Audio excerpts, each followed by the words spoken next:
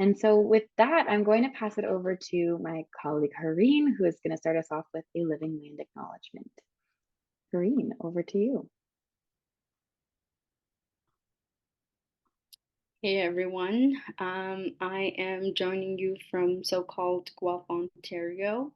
Guelph is located on the ancestral lands of the Arawandran or the Chinanton, the Anishinaabeg, and the Haudenosaunee people in the treaty lands and territories of Mississaugas of the Credit.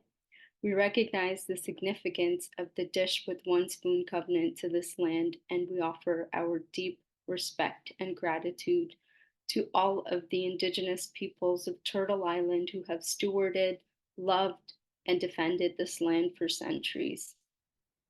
In stating this, we acknowledge that we are here as a result of blood that has been shed through colonialism, and that colonization is an ongoing process which Indigenous communities across Turtle Island continue to experience. As settlers, we need to understand that we are participants in that process. Growing up, as I was learning about residential schools, the Holocaust, Rwanda, I always wondered how colonialism, land theft, and genocides happened and were so easily accepted by the masses. Unfortunately, today, we are watching how all of that happens in real time. In recent news, just this past week alone, a First Nation on the west coast of Vancouver Island announced that they just discovered unmarked graves from two different former residential schools. Also, this past week, nearly 200 bodies were found at Nasser Hospital in Khan Yunis in Gaza. We at our colonial state of Canada are currently actively participating in the colonial projects here and abroad, whether that be across Turtle Island or in Palestine.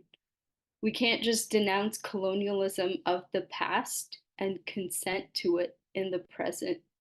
As settlers on this land, our solidarity should never be comfortable. And if it is, and when it is, we are doing it wrong because decolonization is not just a theory or an abstract idea, but rather it is a material process of dismantling the states and institutions that perpetuate, uphold colonialism, capitalism, and white supremacy. So today, as we dive into this session, I invite you all to lean into any discomfort and honestly ask yourself, what does it mean for all of us to move past passive allyship and move into becoming active accomplices in the struggle for liberation of all people? From Turtle Island to Palestine, from Haiti to Congo, from Sudan to Cuba, none of us are free until we are all free. Thank you. Thank you so much, Hareen, for that land acknowledgement and reminding us of the cost of colonialism, both past and present.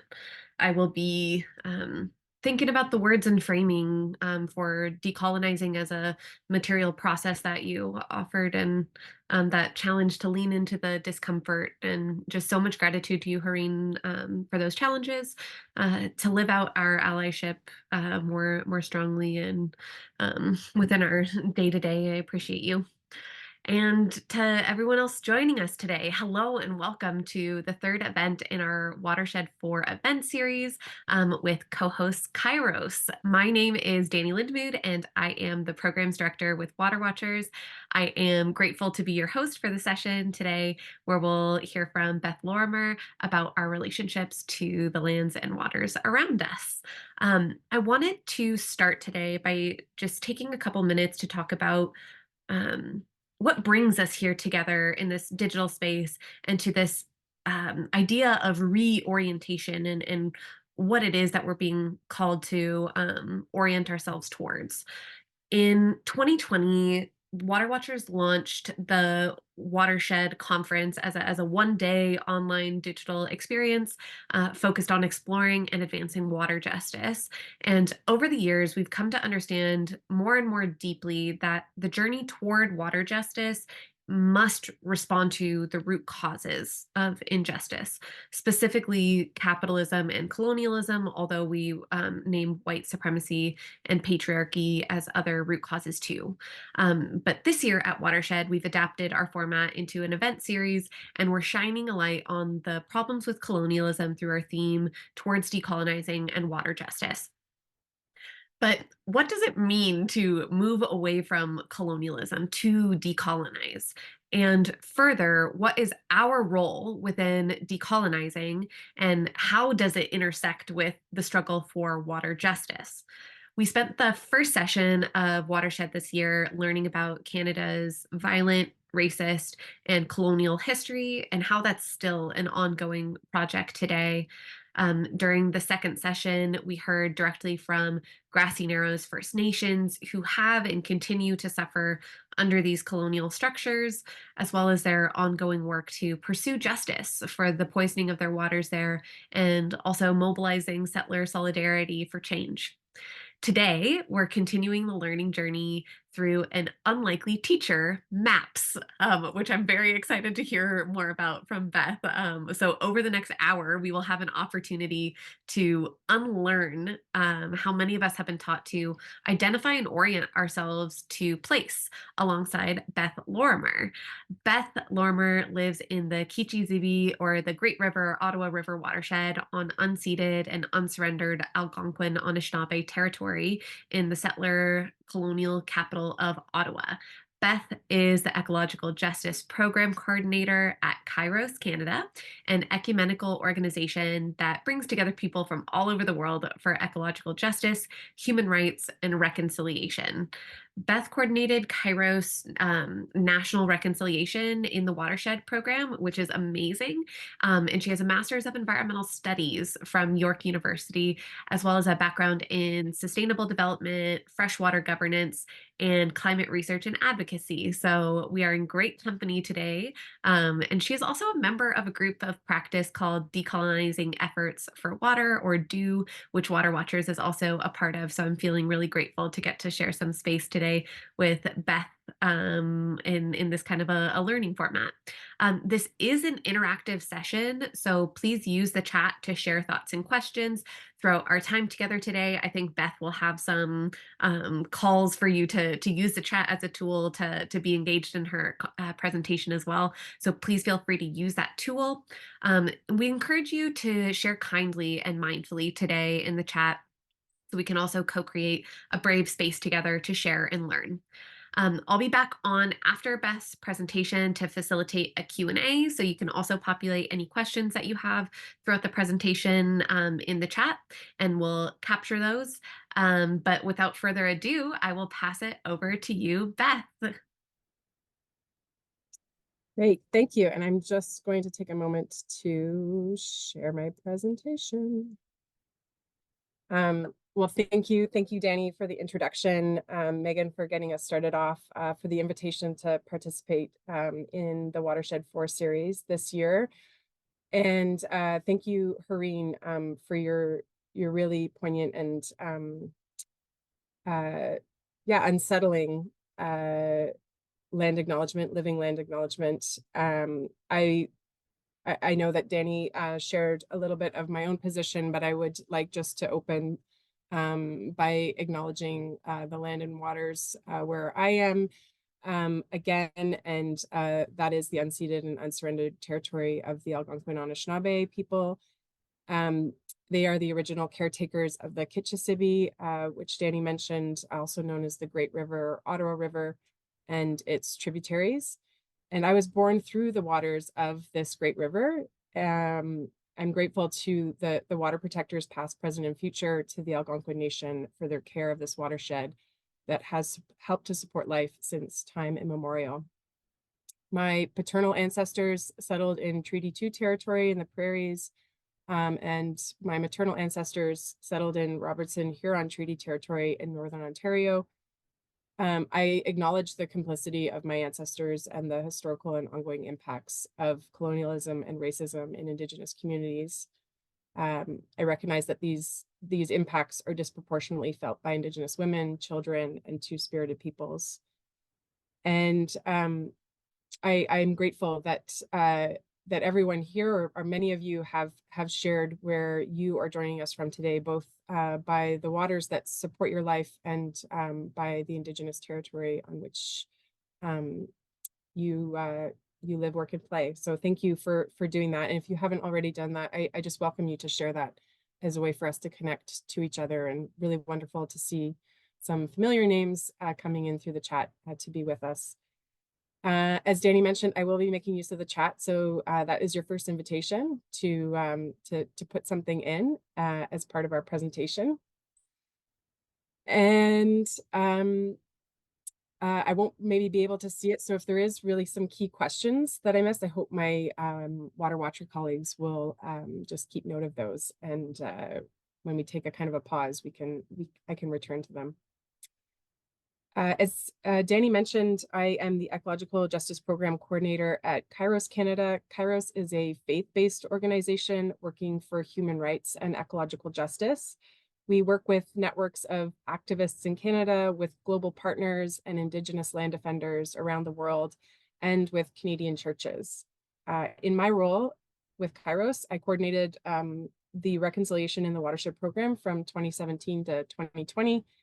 And the aim of that project was to increase the number of Canadians who are aware of their local watershed and the issues impacting its protection, and to also strengthen Indigenous and settler relations at a watershed scale. So at that kind of geographic scale where community can be nurtured. So some of the ideas that I'll share with you today in today's presentation come from the workshop materials from that program. And other thoughts come from my own personal exploration and unlearning of colonialism. What is being presented here today is from a settler's perspective. So I think it's important for me to just position all of that. And so grateful that this series is bringing in a diversity of perspectives on the conversation of decolonizing and water justice. In this workshop, we are going to explore how colonialism has severed or weakened our relationships with the land, waters, and with other humans, where we grew up and where we live today. Some ideas might emerge today on how we can repair those relationships. And I think Danny really positioned what we're talking about today a little bit in like the process of decolonization and what needs to be learned or unlearned. And I just wanted to share a quote by Syed Hussein that I think really kind of captures that process for me. And it's: decolonization is a dramatic reimagining of relationships with the land, people, and the state. Much of this requires study. It requires conversation. It is a practice. It is an unlearning. So depending where you are or we are as individuals or a community on that journey of unlearning, I hope that today's workshop will be just intended to keep us going on that path. So let's get into the map. We all understand the watershed as a basin or a catchment area, a geographic location, that kind of geomorphological space where the water cycle plays out. So this kind of map, not showing it very well, but kind of just depicting the water flow. But here's maybe our water cycle in a little bit more of a interesting perspective. Our focus today, however, will be on considering the watershed as a basin of relations, a basin where human and non-human species are interconnected, where settlers and First Peoples live, where humans extract resources, where water and land sustains habitat, food, and life, where upstream and downstream relationships play out. These relationships are quite strained at the moment. We are facing twin crises of climate change and biodiversity loss, war, genocide, violence and racism are testing humanity's values and limits. Struggles for Indigenous rights and racial justice are at the fore.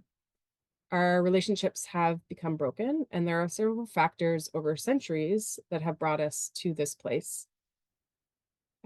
Humanity has turned water into a commodity to be exploited. Colonialism has imposed borders over natural boundaries of water, creating conflict and disconnection. The land has been developed in a way that disconnects many of us from knowing and interacting with our local water bodies and with those living upstream and downstream. Colonialism, racism, and other injustices have broken down these human relationships. In this land, when settlers made treaties with Indigenous peoples, they made relatives of one another. And when those treaties were violated, the relational connection was broken.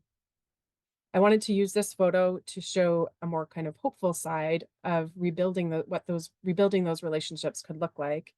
And because this photo might be familiar to folks connected to Wellington Water Watchers, for those who are kind of from this watershed on the call today, I know there's folks from outside of the Grand River watershed or that kind of area of our world, but this is an image of the two-row wampum paddle on the Grand River.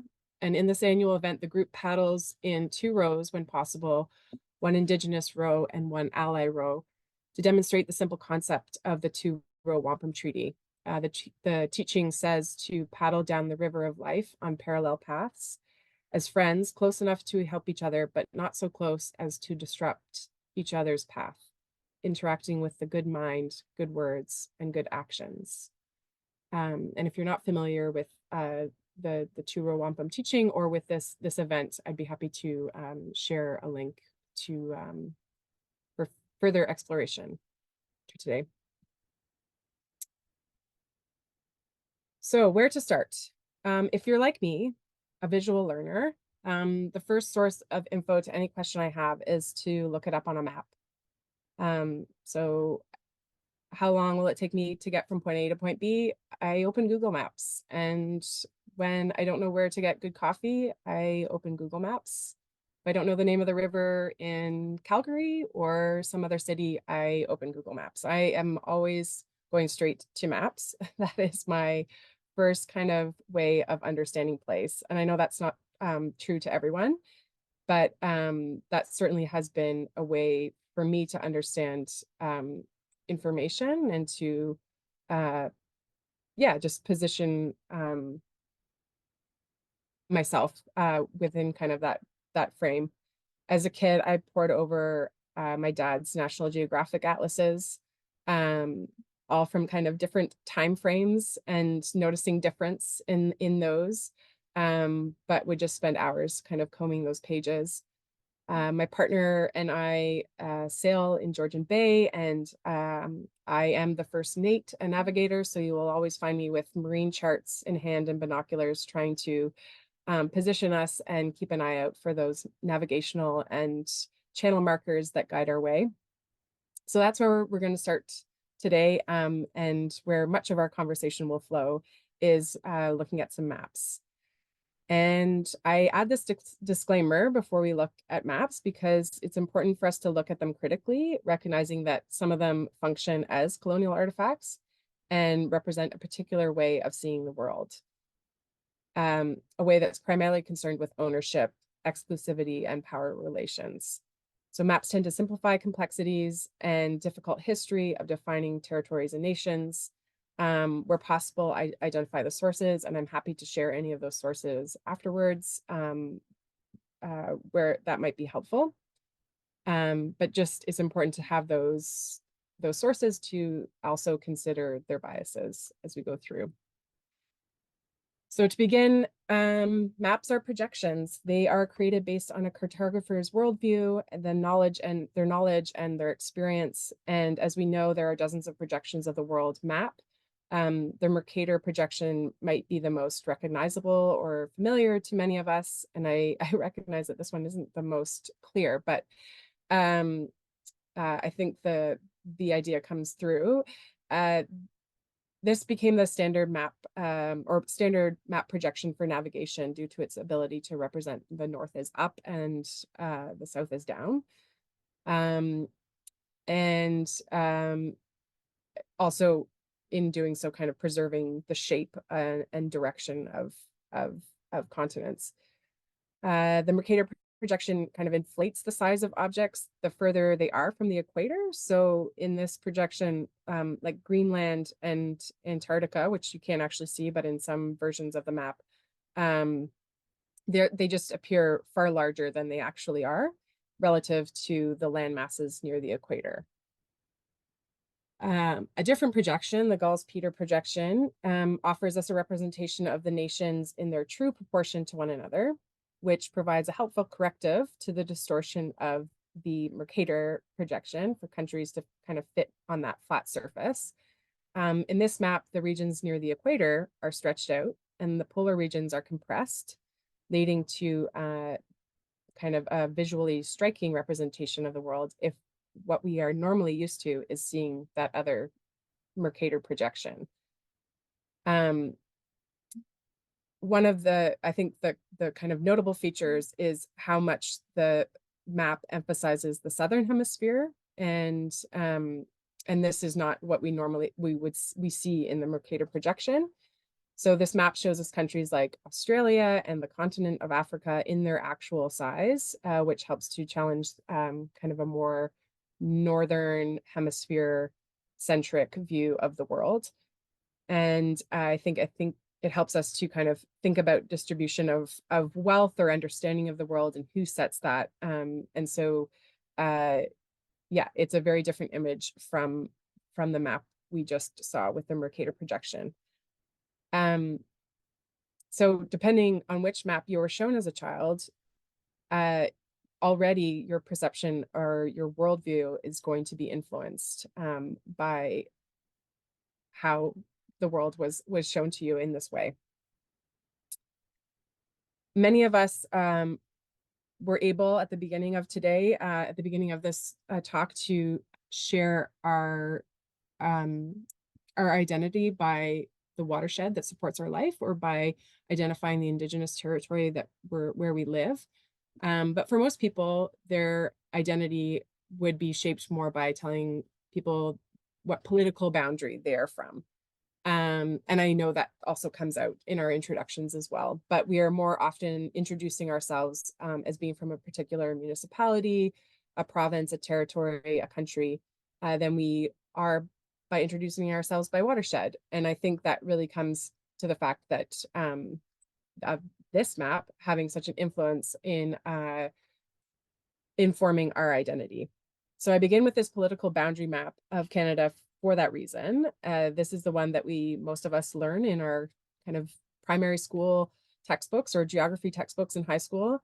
There's many colored shapes, some with straight lines, some are irregular, some are mixed. These are all the politically determined borders of so-called Canada, and every continental province, territory, and state, both in Canada, and if you were to look at a US map with a similar boundaries, has at least one straight line border. And some of them only have straight lines. In this case, in Canada, we can see that with Saskatchewan. Okay, next map. Now this is where I would like to get use of the chat, and I would like folks to just tell me what they see with this map. I tell you.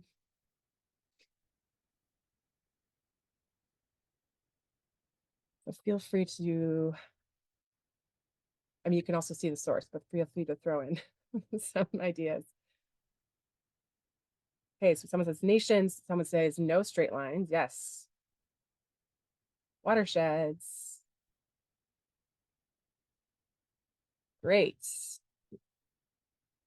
Yes, some topographical, yeah, information. All right. Yes, we actually see some more coast, some actual more like water identified than just colors. That's wonderful. Thank you so much for those responses. So yeah, these are the oceanic watersheds of North America.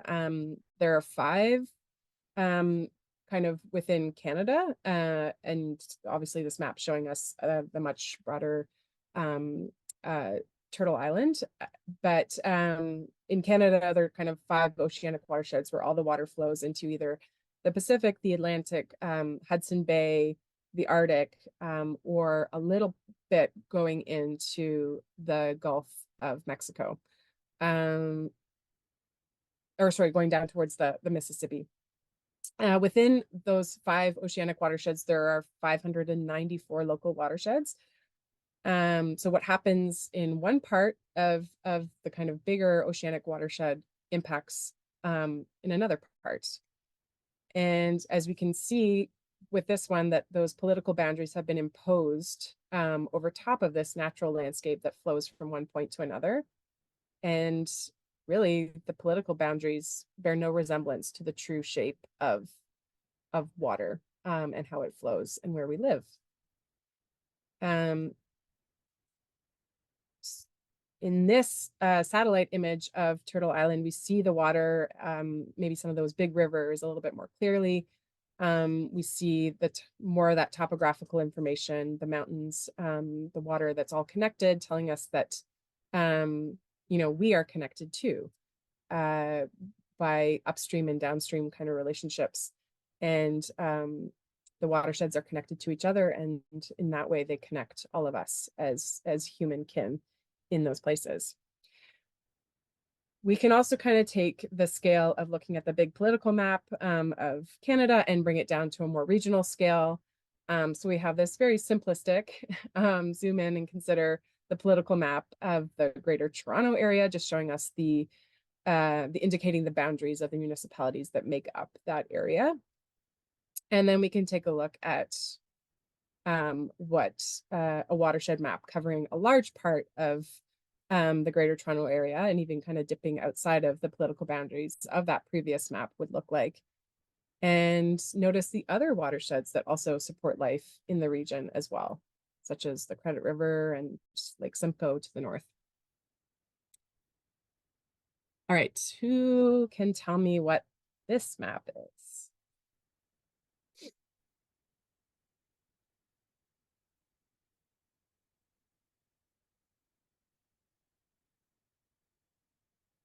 Yes, tribal map, Indigenous nations. Yes. Awesome. Yeah, thank you for the responses. That's great. You're all very good students, very good pupils in my geography class. These are the Indigenous territories of North America as mapped by nativeland.ca, and that site actually does differentiate kind of different filters for language groups and for nations. So I encourage you, if you haven't explored that website, to take a look.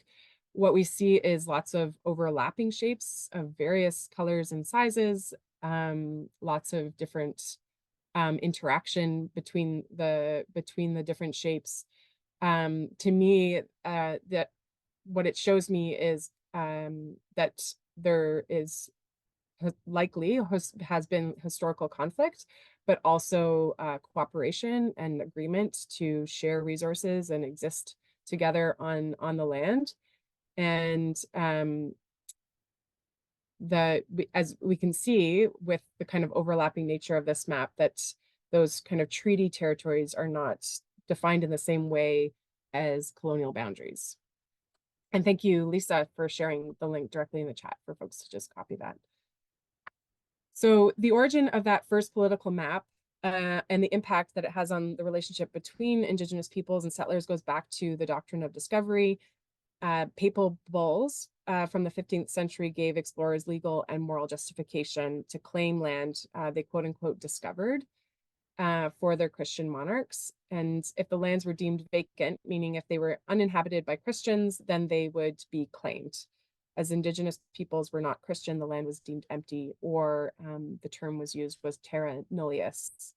So this is colonial dispossession of sovereign Indigenous nations led to practices that continue through modern day laws and policies. And the UN Declaration on the Rights of Indigenous Peoples recognizes that the doctrine of discovery and others like it were racist very clearly. So I think we'll just pull out the part that speaks to that.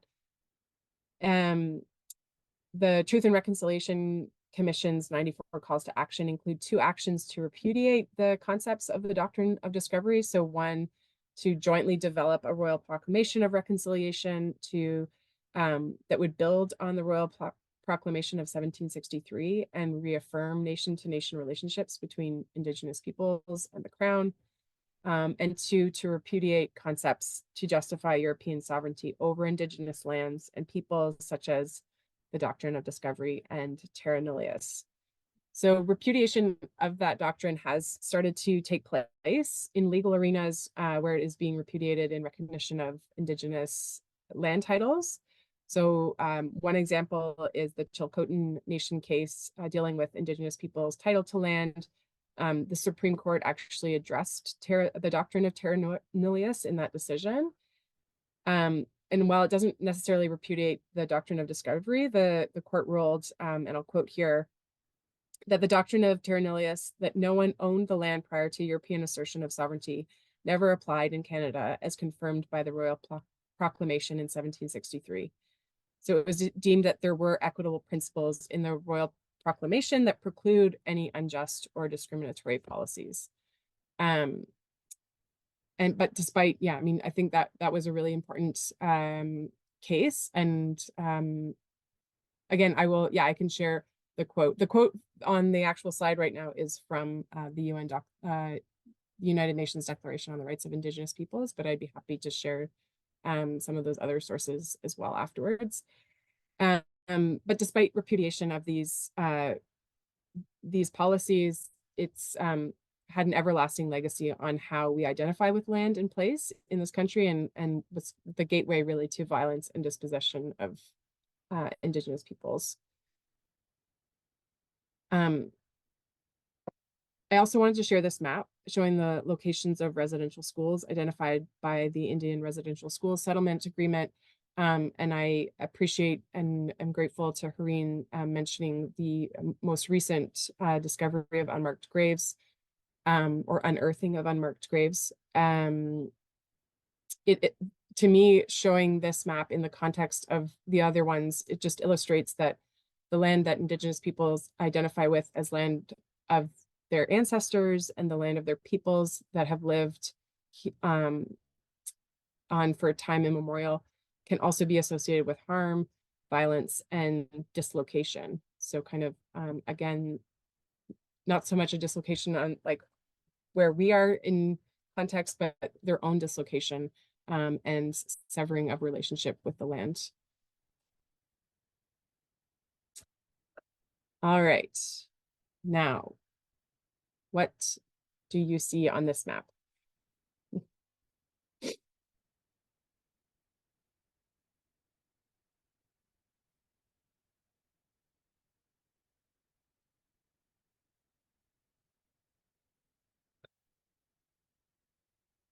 Yes, great. Everyone's got great orientation. Great Lakes.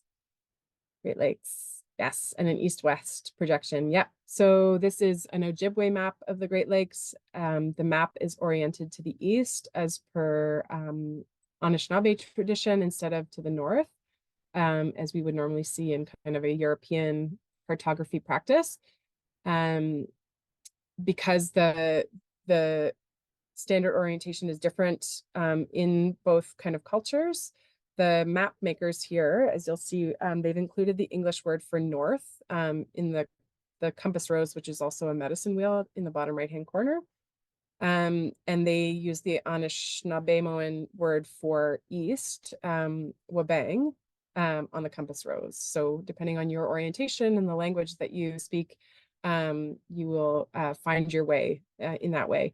And again, the compass rose itself being in the form of a medicine wheel, which is used to denote the 4 directions.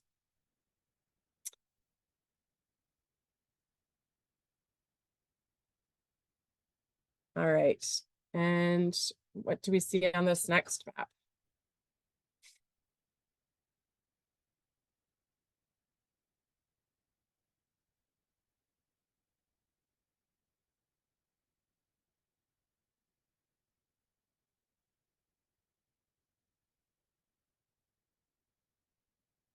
Yeah, okay, lots of different responses there, but yeah, I think some coming in. Yeah, Turtle Island. I hope no one's turning their laptop upside down right now or stretching themselves doing a handstand. Because that's certainly what I do with that other map, is turn my head. So yeah, this is just a map offering another Indigenous perspective. It's a map of the Lakota territory, so you can see that kind of right in the middle. And this is the Lakota territory as defined by the Treaty of Fort Laramie between the United States government and the Lakota. And it's in relation to the rest of North America, or as the map indicates, in Kayawita, which means Turtle Island in Lakota. So in this case, the map maker, for the map maker, south is oriented at the top, which is a Lakota custom.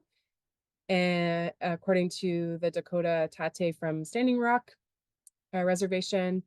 And in this medicine wheel, the north is represented as white.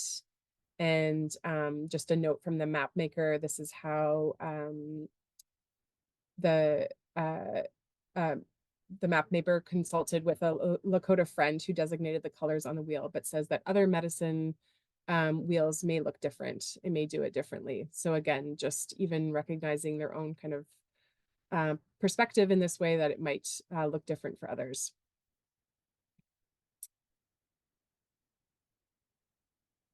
Yeah, and I think we do see from this like perspective, I see just some questions of like how much is in here. I think we see like a bit of what we know as Mexico and Central America going into South America and some of the Caribbean islands.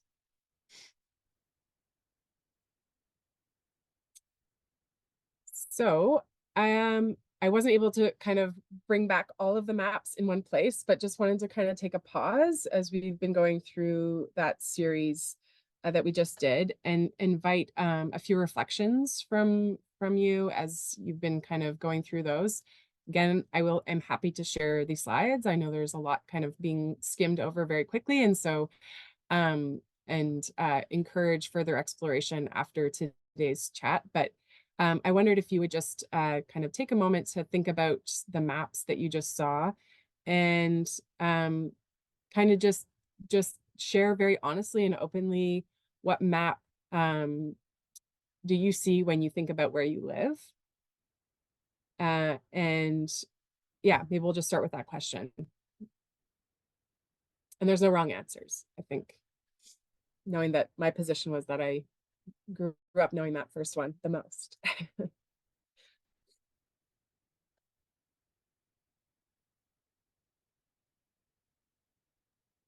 And Beth, while people are sharing their thoughts and reflections, Yeah. someone did ask earlier, you offered to drop a link in the chat around the two-row Yes. and the kind of story there of that wampum. And someone asked, yes, please put that link in Okay. the chat. So just wanted to flag that for you. Okay.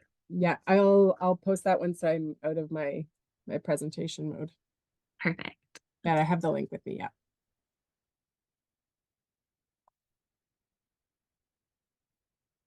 Great, wonderful. Yeah, wonderful reflections coming in, and yeah, so nice to see a lot of people connecting with the lakes, kind of an understanding of the lakes. Yeah, certainly, yeah, the north-south orientation being kind of common. Yeah, and I think, yeah, something that's coming out here too, in what I understand too, is someone who looks at a lot of maps, is like roadworks, right? Like I don't navigate by waterways where I'm going. I navigate by roads. So that is also like an important overlay on our perspective of place too. That's great.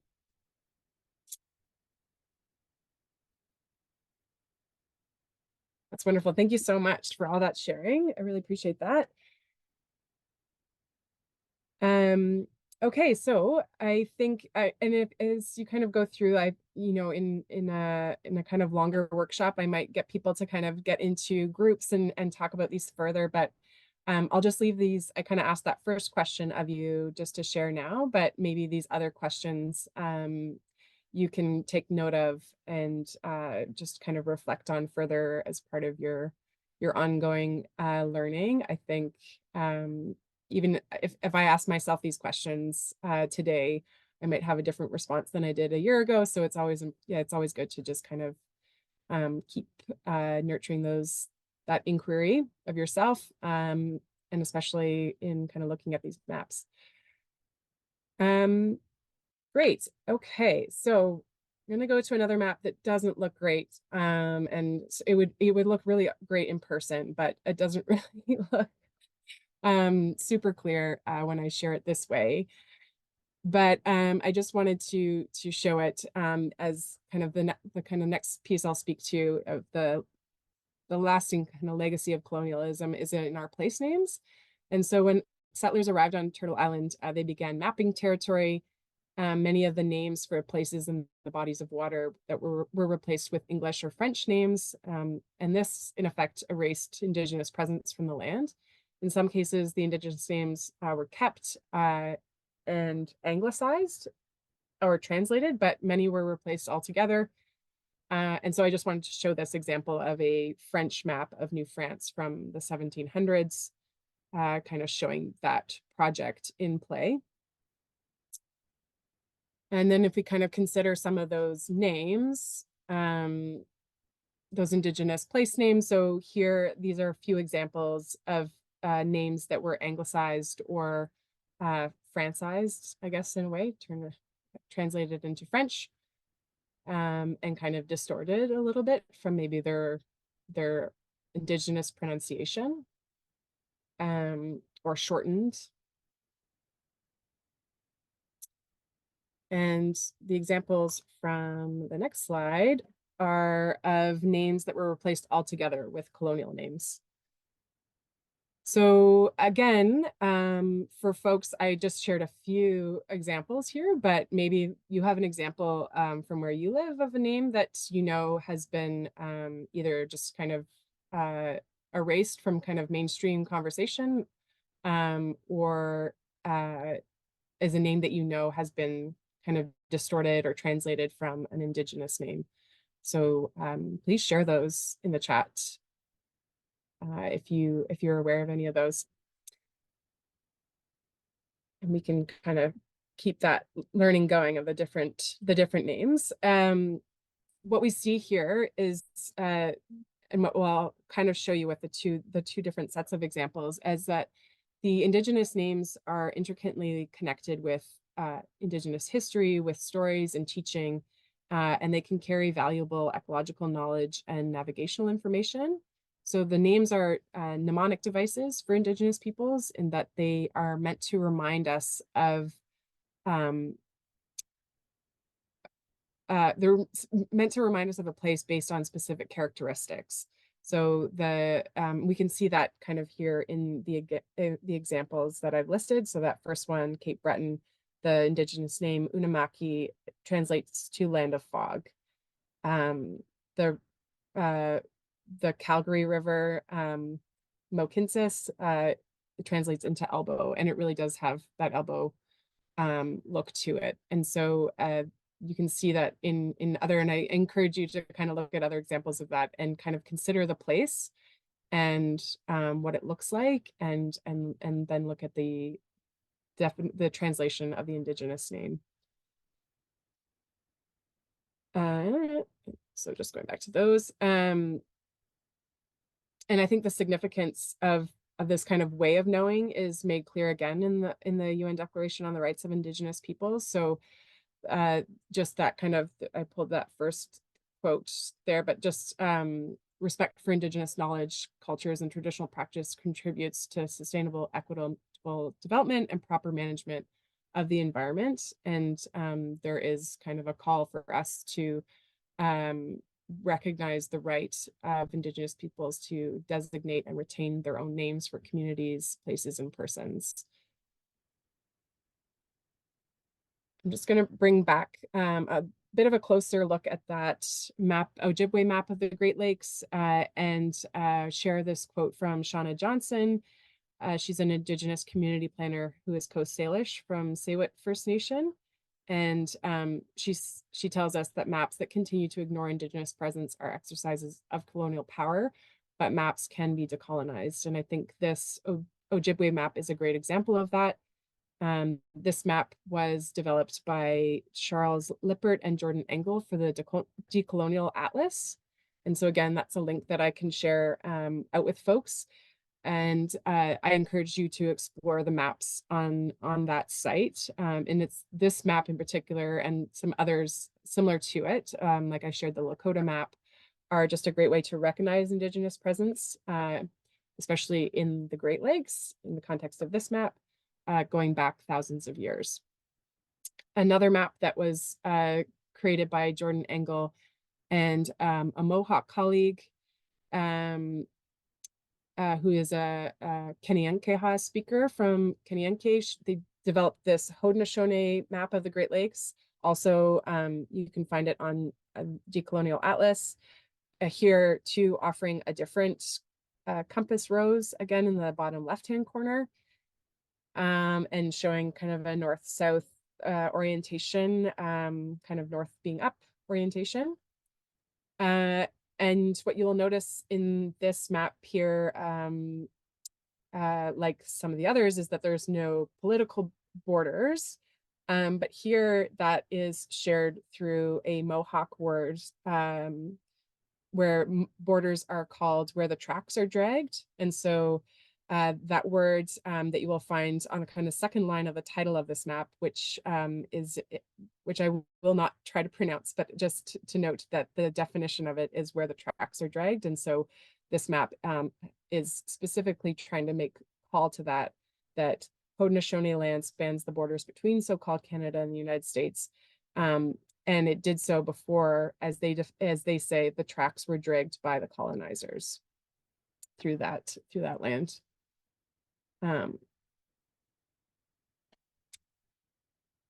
So Canada and elsewhere, other kind of nations have started to officially recognize Indigenous names over colonial names.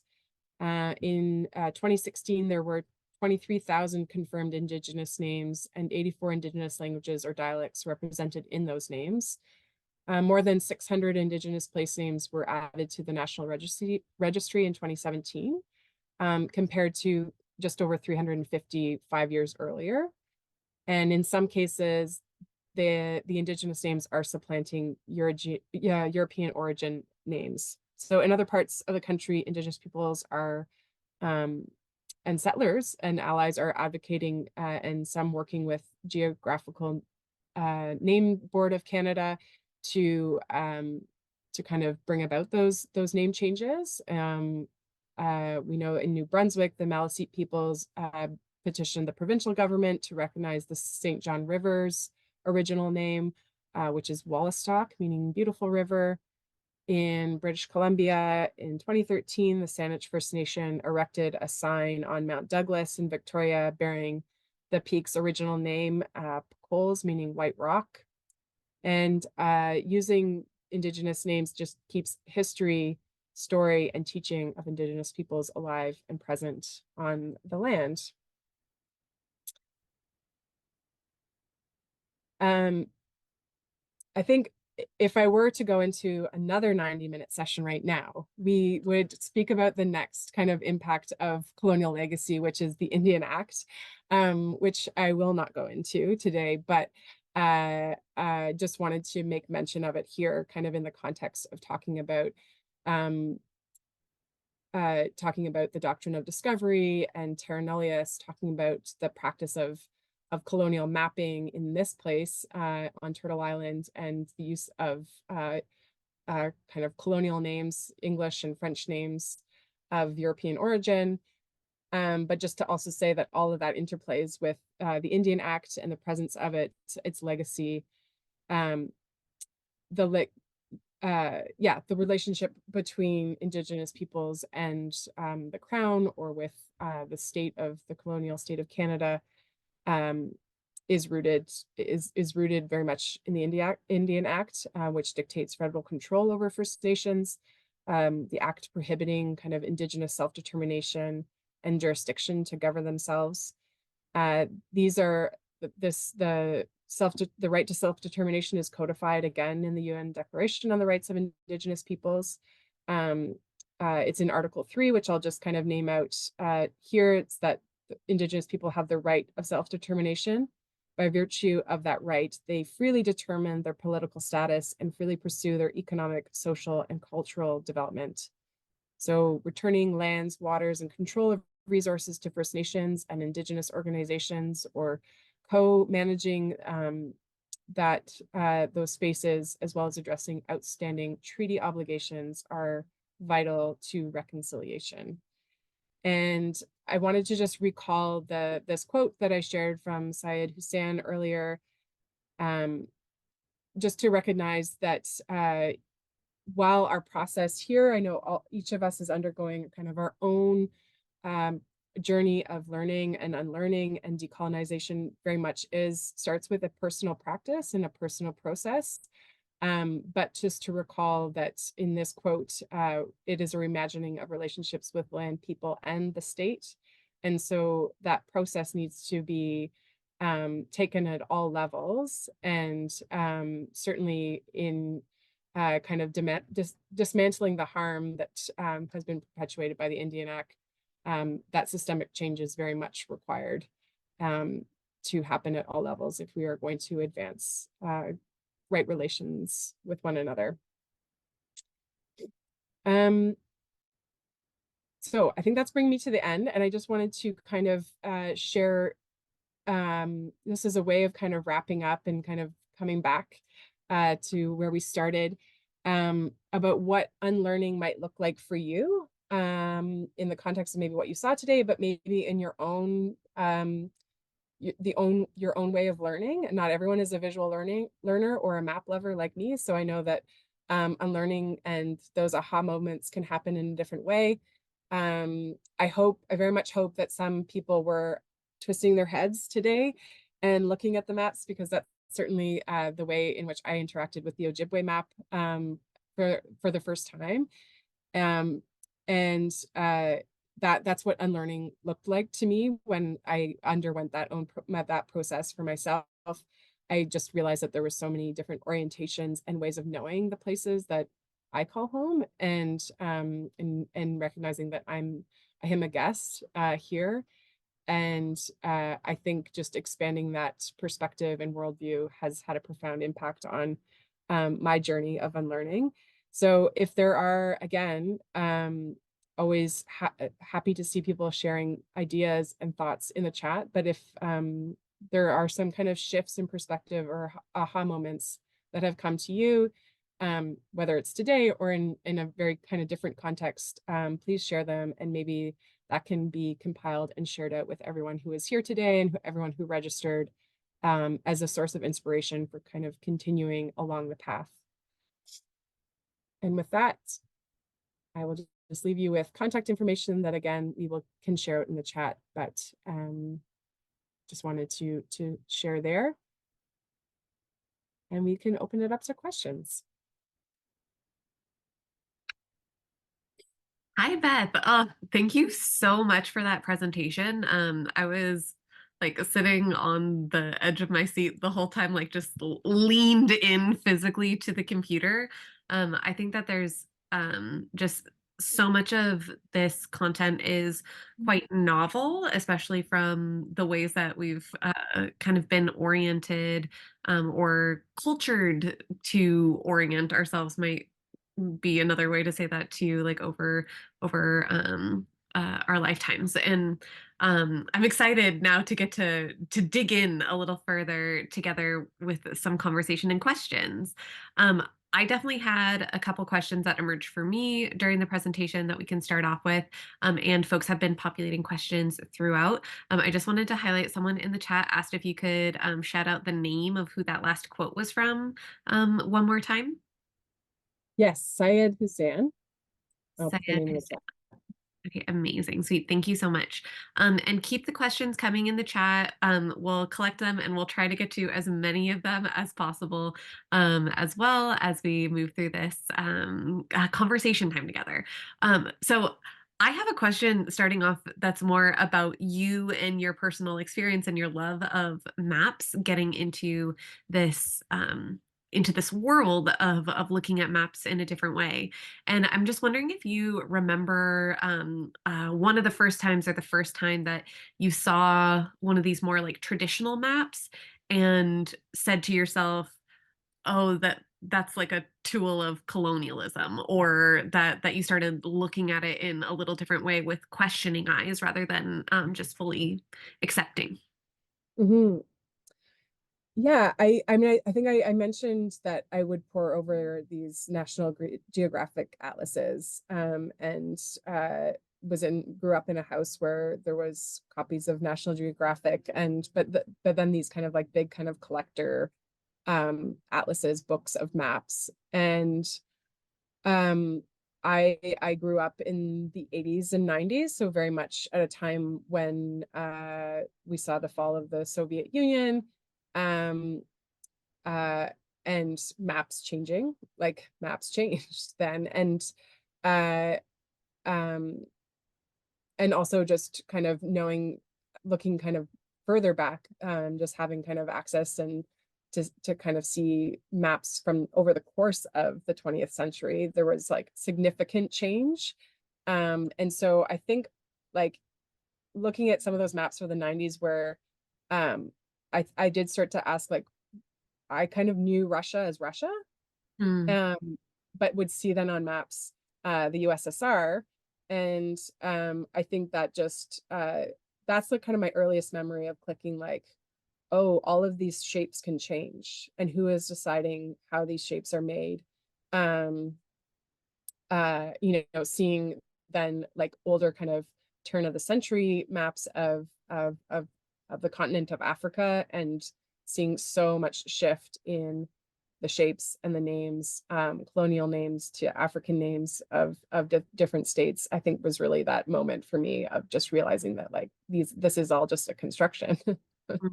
um, and yeah, and how do the people within these spaces kind of interact with one another when these lines are just drawn down? Hmm. And who has the power to draw them? I love that, like Exactly. situating it itself into that idea of maps are constructed. They're not a um a true reflection of the land, that there's always perspective being embedded into that how they're being visualized. um Mm. a couple questions from the chat box, from Mhm. Abby. Abby asks, is it appropriate for settlers to use Indigenous place names if we do our best to ensure correct pronunciation? Though I recognize that there could be more than one Indigenous name for a place. So maybe you could just share a little bit around like, yeah, like that settler use of Indigenous place names and what its positionality might be. Mhm. Yeah, I mean, I think it's important to note, I think the kind of second half of that question about that there might be multiple Indigenous names, or like as we know now, just multiple names for a place. Um, and so there is a sensitivity or consideration to ensure that, if you are using one name, to kind of be cognizant, that there is multiple. But I think it is really important for settlers to kind of reclaim the use of those names, and to really try to kind of play with them on your tongue if it's difficult. I know I did shy away a little bit in my presentation today, from articulating some of the kind of Mohawk terms, but I think it is an important practice for us, and it is a practice to uh, that something that we can carry as settlers is to recognize those names, and to kind of put them back into just mainstream conversation and relationship. Sweet. Thank you so much for that answer. And thank you, Abby, for the question. I think it's really important to, yeah, to make sure that we're always being like really mindful as people coming from settler positionalities on how we're showing up in our solidarity. So I just appreciate so much that mindfulness in that question and the curiosity to learn. From Denise, Denise asks, Beth, could you say more about mapping as a process of decolonization? What people or groups are you aware of who are actively involved in collectively mapping, renaming, reimagining, the priorities and relations that maps represent? Yeah, thank you. So I think one source is that decolonial atlas. So and that being kind of a collective of different people all over the world mapping different things in different ways. So not just kind of showing a different perspective of like within kind of Turtle Island, but that it's global. There's certainly some kind of book hardcover also projects that do that, and I'd be happy to kind of share out some more written resources. I don't have all the kind of names at my fingertips right now, but there are some kind of hard copy atlases that are trying to shift that process. I'm also aware, and I really had hoped that there would be a way to share it visually, like virtually, on a PowerPoint, but it's just so big. But I encourage folks, and again, I can share this. There at the University of Maine has done a mapping of Indigenous place names, and you can get it you can order it in a hardcover map, but it's quite big. It's like a wall size map, but just a beautiful process and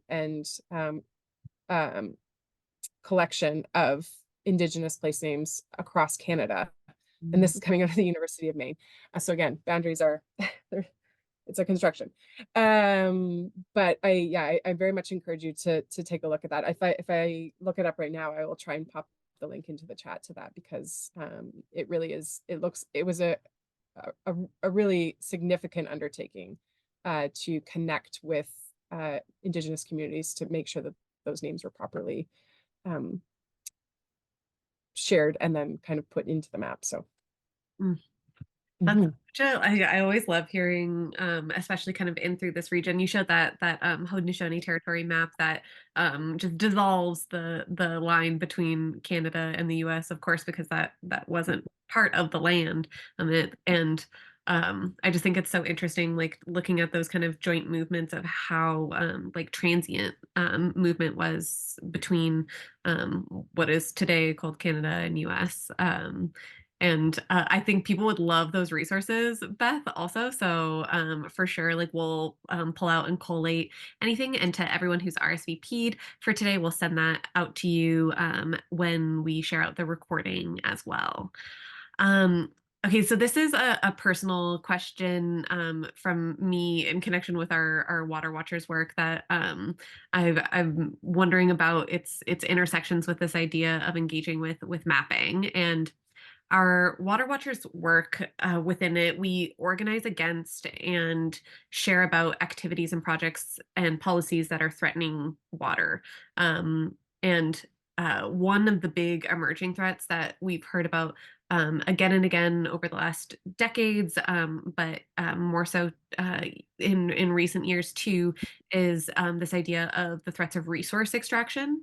And I'm wondering if you have any thoughts about how mapping could be a tool to like visualize also like not just like what we're not just changing our orientation to the land, but recognizing like the threats to the land and how that can be a puzzle piece in this decolonizing conversation. Yeah, it's a really great question. I think that mapping is such an amazing tool. When in the context of this, like I feel like resource extraction sometimes happens. It's very much impacting people right where it's happening, but for folks who are further away, there is this just like, oh, it's out there. We don't know where it's happening, or like if you think of like extraction happening, say in the Ring of Fire, you've heard this term, but you're like, where is that in the context? Like, what is actually happening? Where are the water sources connected to that? And so mapping that out as a tool for kind of awareness or education, kind of in a broader context of advocacy and ensuring that this area is protected, it really connects people into what's happening, and it connects them into the issue itself. It's also vital for the communities that are being impacted, for them to say, you know, it's not that we're just concerned about resource extraction in general, it's that it's impacting this waterway, which is, you know, less than a kilometer away from this resource site. It is really like important scientific information that can help to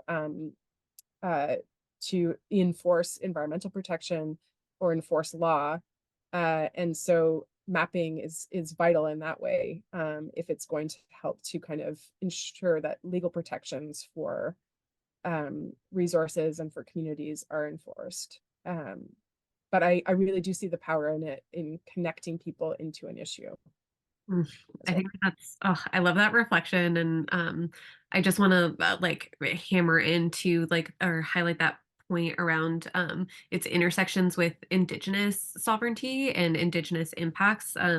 They're the people on the front lines experiencing the issues associated with these extractive industries. And I think that there's real power in that storytelling too, and what we're struggling against and what we're working to protect. Um, so thank you for like embedding that within it. From the chat, Kevin has asked a series of questions kind of around a central theme. So I'm going to try to summarize. And Kevin, please feel free to correct me in the chat if I do a poor job. But Kevin was reflecting on this idea that there are these agreements which have been made pre-contact, before people came and settled the lands through a colonial process, and has asked about some of the nuances about how those pre-contact agreements that were made between Indigenous peoples on these lands translate to today, and what it means to be people who weren't part of making those agreements, but are now inhabiting the lands that those agreements govern, as like a shared territory.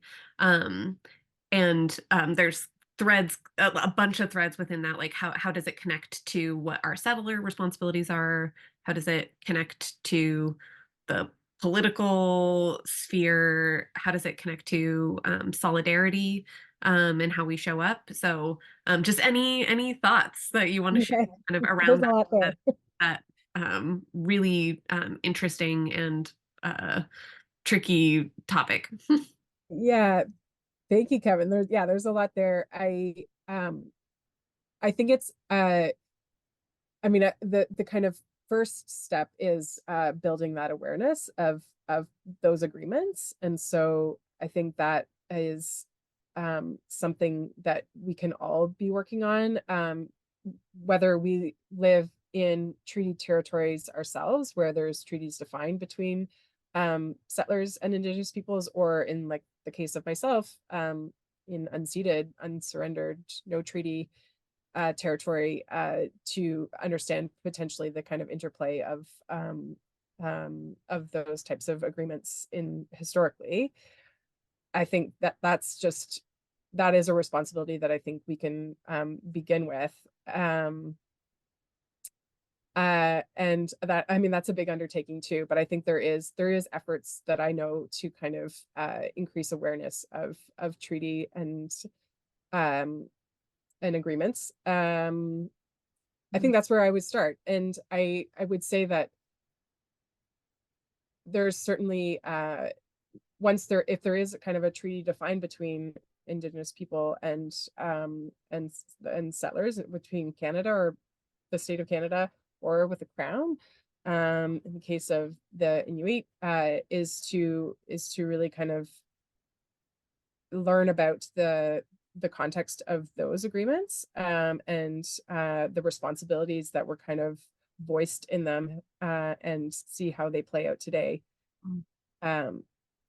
But yeah, it's hard to know without kind of knowing specifically like where you are. Each kind of context is different too. So all I can really say from kind of a universal perspective is to just bring those agreements out, talk about them, learn about them, talk about them in community, talk about them with Indigenous people, and carry the conversation forward that way. And carry the conversation forward to like through your actions as well in what you're learning. I think that's so important. Okay, two more questions. First one, this is kind of continuing on with the theme of like, where do we start?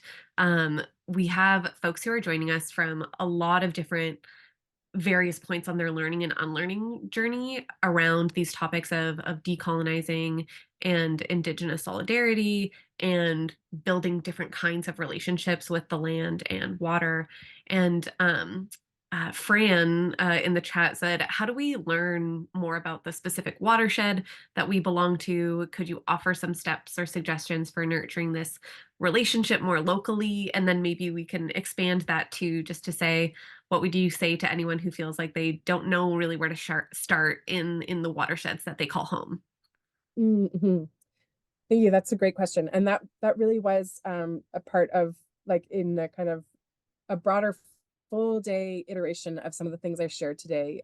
There would be that that kind of positioning and connecting with your local watershed. There's lots of different resources if you're not familiar with the watershed where you are, or with the bodies of kind of governance bodies that help to protect it.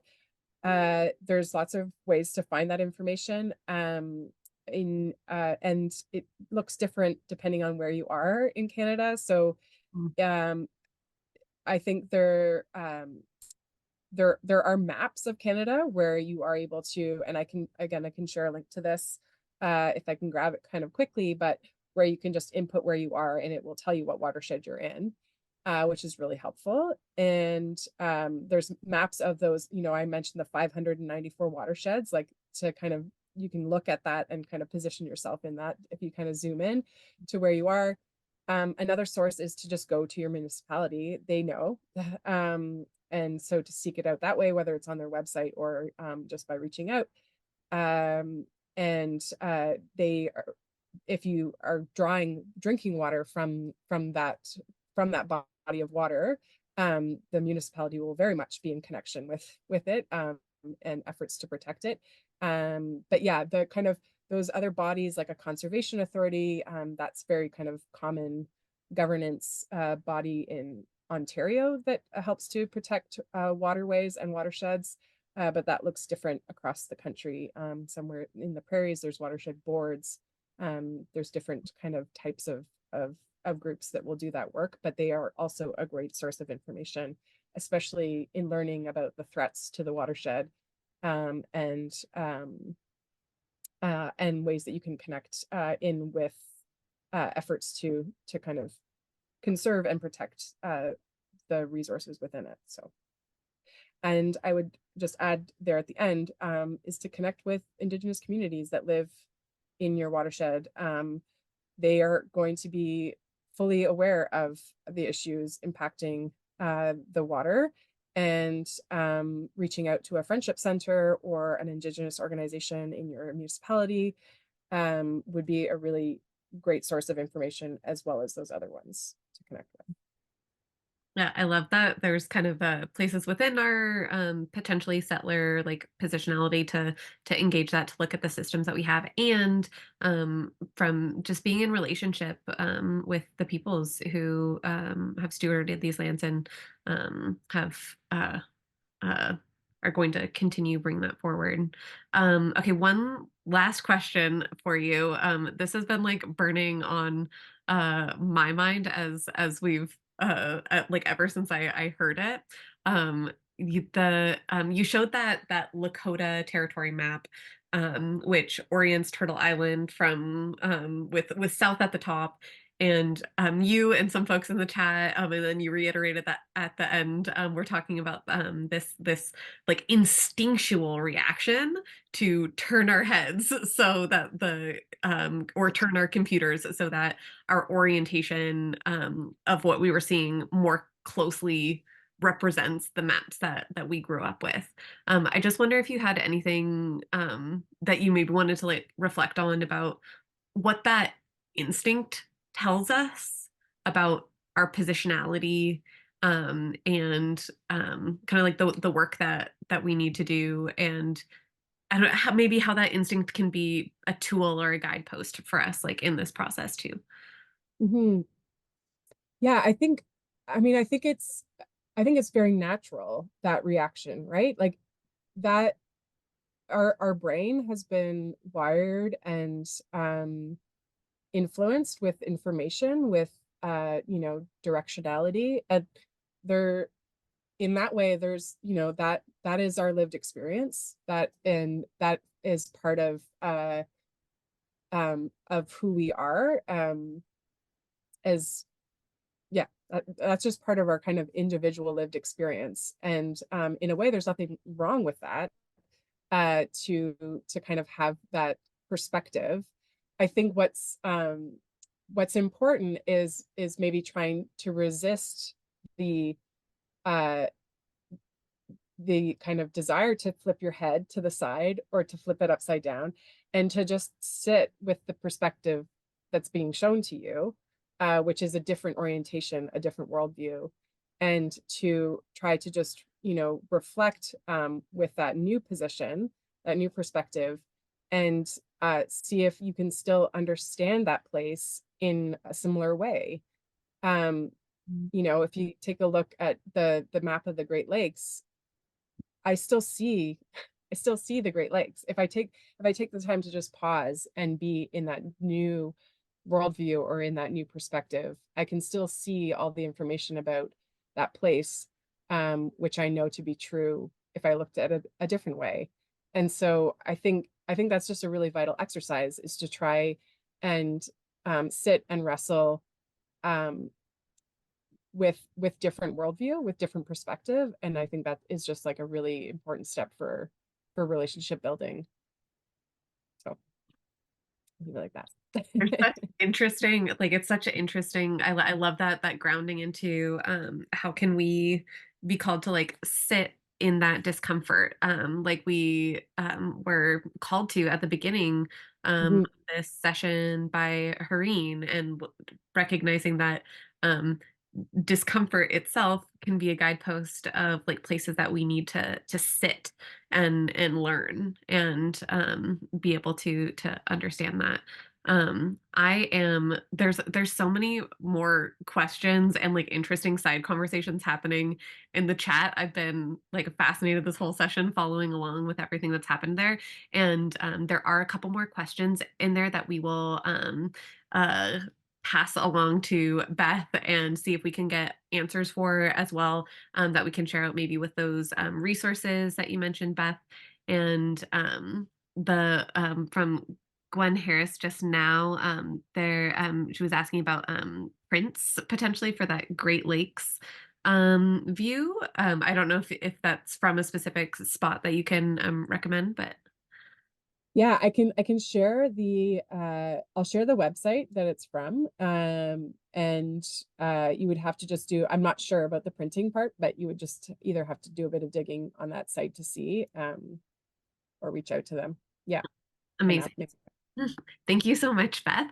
Um, just raining some extra gratitude onto you. There's been so much in the chat that has just been shared around how thought-provoking this content was, how meaningful it is, and how it's sparking things for people in their journeys forward. And just want to like say that again and then echo it into some gratitude for you and your sharing today. Appreciate you so deeply. And before we send everyone off home, I'm going to pass it back over to my colleague Megan, who is going to ground us into some actions that we can take, and in moving this work forward, and know that there's lots more to come around that too. So thank you again, Beth and Megan. Over to you.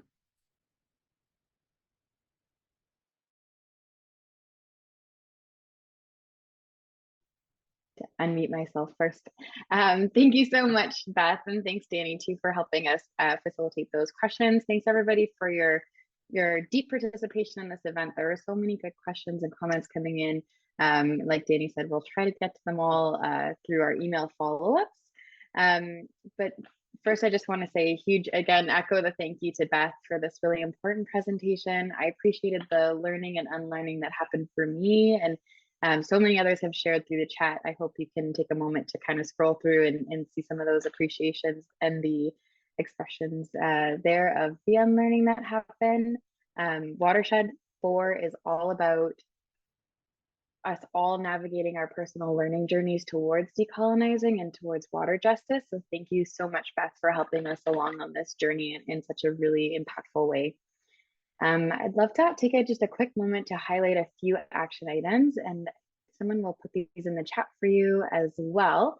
So up on the side, there's a few things, and then we'll also add a couple more in the chat. But first, I just want to say a huge thank you to KAIROS as well for helping co-host this event with us. So we're going to drop their link to the website in the chat so you can learn more about the great work that they're doing over there.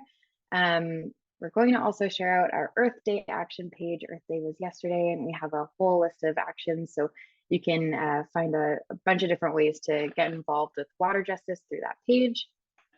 Our next upcoming event is our book club session. So you can join. If you're not a member of the book club, you can still join. You can follow the link in the chat to learn more about it. But it's going to be a really great session about, it's from the Unbottled book, and it's all about water bottling and fighting corporate water bottling and moving towards water justice.